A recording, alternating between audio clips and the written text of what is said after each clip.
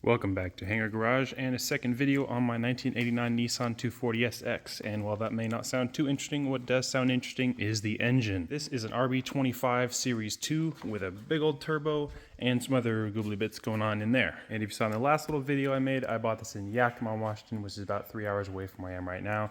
And I drove it home at night, and this has no heater, no climate control, nothing like that, and a lot of air that gets through the firewall, so it's very cold, and this thing is very rough. It has a lot of problems that I need to address now. There are 3 urgent problems. 2 of them involve oil. The oil is getting all over the engine, and also the oil is coming out of the exhaust. Those are both not ideal. And the third problem is this right front wheel is shaking pretty badly. It seems to go away when you turn to the right, so I'm assuming it has something to do with the tire, but I will figure that out now. Got the car up off the ground, and this problem was actually way easier than I thought, and I really should have checked this a long time ago, because these are coming off. I drove this 200 miles and did not think to check those. That was bad. And upon a closer look, all of these were visibly cross-threaded. When I took the lug nuts off, the whole thing shook, and the threads are coming right off, and had a super quality spacer on it. So I'm gonna need to put some new studs on there. This is the very first thing that I've taken apart on this car. I haven't even gotten to all of those leaks.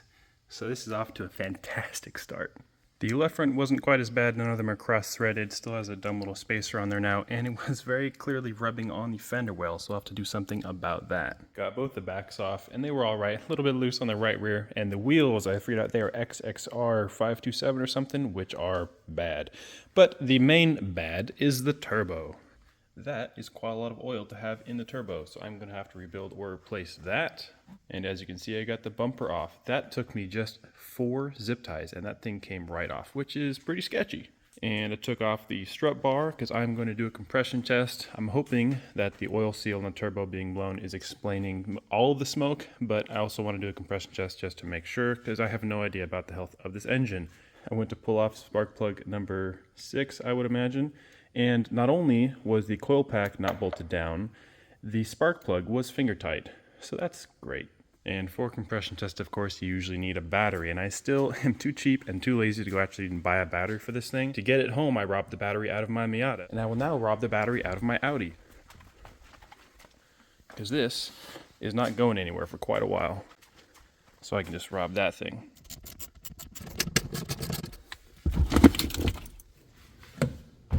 Just finished the compression test, and it is good news. All the cylinders are pretty close to one another in compression. Bad news is all the oil that's been leaking from wherever it's been leaking is in the valley, so it went straight into the cylinders. So they were a bit skewed until I got the oil all flushed out, and then I ran it for a little bit, and it was a ton of smoke. So now I'm going to pull out the catch can and see what's in there. Pulled the catch can out and drained it, and it was actually pretty empty, which is good. But this is a little concerning. These are the AN lines going to the catch can, and this one here, it just does that. And this one is also not really there, so I think I'm going to pull the valve cover off, mainly just because I kind of want to see what's under there, because I've never pulled apart an RB before. And also I noticed the valve cover is missing some bolts, so maybe the valve cover is just leaking, and that's how all the oil's in there. Loose, loose, loose, loose, missing, loose, loose. Valve covers are off. The gaskets actually look to be in pretty good shape, but it definitely looks like it was leaking. I've already cleaned it up and cleaned up all the RTV. Whoever assembled it used a lot of RTV, so I'm going to try to be a little bit better when I put it back together. And I was giving the cams a once over, and I noticed that the head studs are ARP, which is pretty cool. So I used my handy dandy little inspection camera, looked down the spark plug hole. I thought maybe it'd be cool if I had it might have a built bottom end or something, but it looks like it is stock pistons down there. But I love exploring engines, so that's what I've been doing. Got the valve cover cleaned up and put back on. Next up is taking off the downpipe, because I want to pull apart this turbo and try and fix it. The downpipe was a bit of a challenge to get out. The V-band on the bottom came right out with the V-band on the top. Some of the threads are stripped, so I'm going to have to replace that. And as I've been looking around this engine, a lot of nuts and bolts are loose, and that trend continues to the turbo. This bolt here is like a 1/4 inch backed off, so that's nice. And as you can see down here, there's exhaust leaks all over. You can hear them when you're driving, and it is very annoying, so I'm going to try and fix that as well.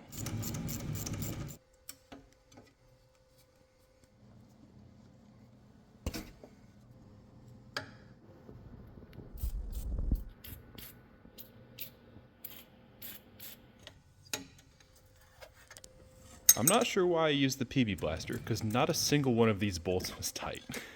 Now with the turbo off, I can finally take a good look at this exhaust manifold. It looks to be equal length, and I looked up the brand, and it's on sale, super cheap, for only $1,700. This is nice. And honestly, I think I'm gonna pull it off just to look at it, because it looks beautiful.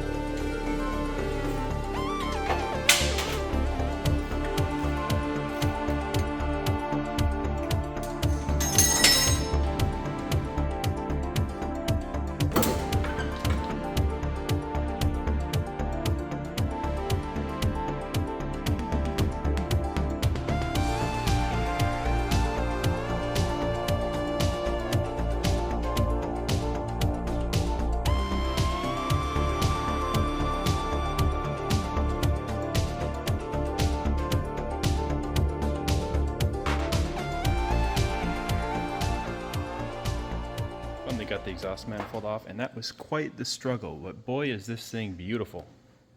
This is from Future Fabrication, and this thing is gorgeous. I would not pay this much. Actually, no, I almost paid this much for a manifold for my Miata, but I regret that. But this thing is just so cool to look at. Got the turbo taken apart. I'm waiting for a rebuild kit to come in the mail, but while I'm waiting on that, I'm going to throw some of the finest spray paint that I happen to have laying around on my wheels to make them look a little bit less bad.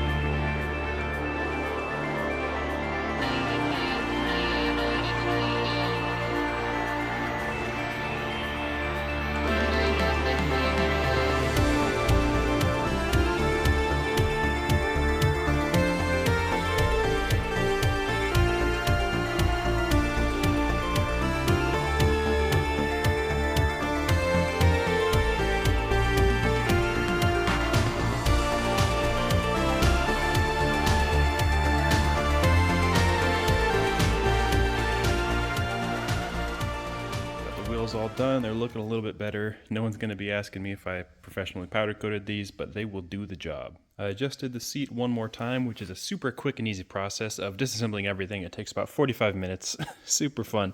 But now I've been noticing that the steering wheel has nothing there. I'm going to make a steering wheel button thing out of a Pepsi bottle can cup thing. Boom. Perfection. Next up on the passenger side of the engine, this is the hose for the idle air control valve that takes the air from here up under the intake manifold right there. And as you can see, that is not ideal. So I'm gonna have to do something about that.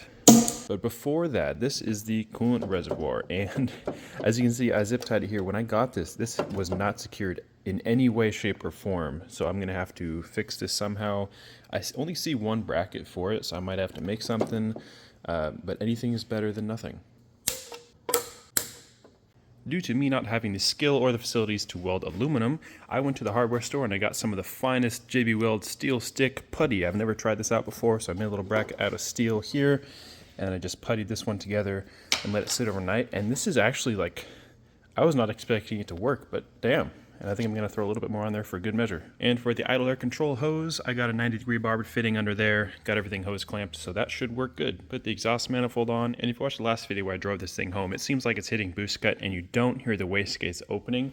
I don't know exactly what boost it's hitting because someone took the boost gauge out. And this wastegate was missing a plug right there, so I got a new one for that. And I checked over all the hoses and hose clamped everything, so hopefully that does the trick. I got a new bolt for the coil pack. It's not the same exact head on there. I couldn't find the right one, so I got one that will work. I even secured the fans a little better. They were just zip tied on there, so I put a few of those little fasteners that go through the radiator and through the fan, so they're a little bit more sturdy now. They don't rattle around, which is good. The whole radiator though does rattle, so I'm gonna have to make some brackets for that, and the core support is zip tied, so I want to make some brackets for that as well. But I'm gonna end this video off here. This thing has quite a bit of potential. The engine seems healthy, but it needs a lot more work to actually be anywhere near finished.